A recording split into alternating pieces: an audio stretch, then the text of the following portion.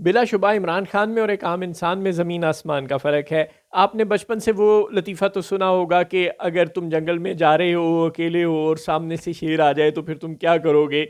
तो जिससे सवाल पूछा जाता है वो कहता है कि भाई फिर मैंने क्या करना है, फिर जो करना है वो शेर ने करना है। लेकिन इमरान खान इस तरह नहीं सोचते, वो कहते हैं कि मैं शेर को नहीं छोड़ूंगा।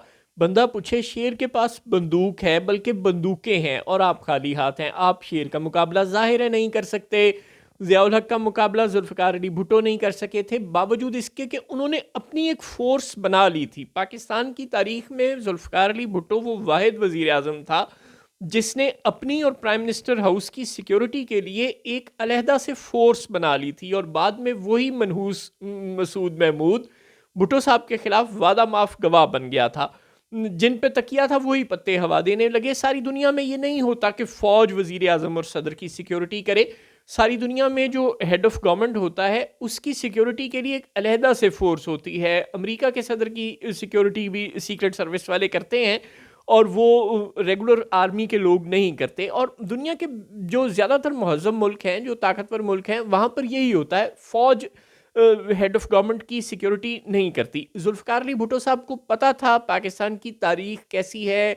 जुल्फ़िकार अली भुट्टो को पता था कि अयूब खान ने पाकिस्तान के साथ क्या हाल किया है। जुल्फ़िकार अली भुट्टो को पता था कि याहिया खान ने पाकिस्तान के साथ क्या हाल किया। और फिर जब वो इक़्तिदार में आए थे तो भुट्टो साहब पाकिस्तान की तारीख़ के पहले और आखिरी आदमी थे कि उस वक़्त फ़ौज बुरी तरह से कमज़ोर थी। बांग्लादेश का सानिया हुआ था और फ़ौजी जिस जगह से गुज़रते थे लोग नारे लगाते थे, वो आ गए जिन्हों ने टाके बम चलाए, लोग फ़ौज पे पथराव करते थे। फ़ौज बुरी तरह से डीमोरलाइज थी, कौम की मुजरिम थी, कौम फ़ौज को पत्थर मारती थी और फ़ौजियों के पास बैरकों में छुपने के सिवा, पनाह लेने के सिवा कोई चारा नहीं था। जुल्फ़िकार अली 91,000 फ़ौजी कैद में थे इंडिया के, और उन्होंने हथियार डाले थे इंडिया के सामने। बाकायदा वीडियो बनाकर इंडिया ने उनकी पूरी दुनिया में रिलीज़ की थी, जहां पाकिस्तानी फ़ौज के आदमी अपनी बंदूकें सरेंडर कर रहे थे, इंडियन फ़ौज के सामने जमा करवा रहे थे। जनरल नियाजी ने साइन करके दिया था सरेंडर डॉक्यूमेंट। आप मत भूलिए कि 65 की जंग, जिसमें हम ये दावा करते हैं कि हम वो जंग जीते थे, उस जंग का कोई सरेंडर डॉक्यूमेंट इंडिया के किसी आर्मी चीफ ने हमारे साथ शेयर नहीं किया। इंडिया की फ़ौज के किसी जर्नैल ने दस्तखत करके नहीं दिए कि हम जंग हार गए। पाकिस्तानी फ़ौज के जर्नैल ने 71 में जनरल नियाजी ने दस्तखत करके दिए थे कि हम सरेंडर करते हैं, हम हार गए, आप जीत गए। और पाकिस्तानी फ़ौज के बेशुमार फ़ौजी अफसरान और जवान जो बंगाल में तैनात थे, उन्होंने अपनी गनें ज़मीन पर रखी थी, सरेंडर की थी इंडियन फ़ौज के सामने। यूं हम वो जंग बाकायदा तौर पर हारे थे। फ़ौज बुरी तरह से डीमोरलाइज थी। जुल्फ़िकार अली भुट्टो ने 91,000 फ़ौजी जो इंडिया की कैद में थे वो उनसे आज़ाद करवाए थे। और फ़ौज बुरी तरह से जुल्फ़िकार अली भुट्टो के नीचे लगी हुई थी, मातहत बनी हुई थी, ज़ेरे नगी आई हुई थी। भुट्टो साहब उस वक़्त किसी फील्ड मार्शल से भी ज़्यादा पाकिस्तान में ताकतवर थे, वही सदर थे, वही वज़ीर आज़म थे, सब कुछ वही थे। और पाकिस्तान का चेहरा ही जुल्फ़िकार अली भुट्टो था। उस वक़्त भी जुल्फ़िकार अली भुट्टो ने अपनी सिक्योरिटी के लिए एक अलग फ़ोर्स खड़ी कर ली थी।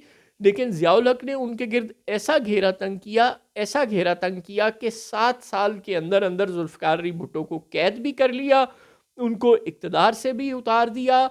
और उनकी जो फ़ोर्स उन्होंने अपनी सिक्योरिटी के लिए बनाई थी, वो फ़ोर्स कुछ ना कर सकी। जब 98 में नवाज़ शरीफ की, 99 में नवाज़ शरीफ की हुकूमत पर जब परवेज़ मुशर्रफ ने कब्ज़ा किया, तो नवाज़ शरीफ के पास कोई अलहदा से सिक्योरिटी फ़ोर्स तो नहीं थी, लेकिन वो फ़ौज के कर्नल, गालिबन कर्नल सलीम उनका नाम था, वो नवाज़ शरीफ की सिक्योरिटी के लिए पूरी ईमानदारी से, नवाज़ शरीफ के मिलिट्री सेक्रेटरी कोशिश करते रहे। फ़ौज के जो हुकाम, जो अफसरान वज़ीर आज़म हाउस पर हमला करने के लिए आए थे, पीटीवी की इमारत पर जहां नवाज़ शरीफ तकरीर रिकॉर्ड करवा रहे थे, हमला करने के लिए आए थे और नवाज़ शरीफ को गिरफ्तार करने आए थे, उनके सामने नवाज़ शरीफ के मिलिट्री सेक्रेटरी, जो कि एक हाजिर सर्विस फ़ौजी थे, वो बाकायदा मज़ाहमत करते रहे, लेकिन वो चारों शाने चित हो गए और वज़ीर आज़म कैद हो गया। तो जुल्फ़िकार अली भुट्टो हो, नवाज़ शरीफ हो, या मेजर जनरल सिकंदर मिर्ज़ा हो, याद रखिए मेजर जनरल सिकंदर मिर्ज़ा असल में मेजर जनरल नहीं थे, वो सिविल सर्वेंट थे।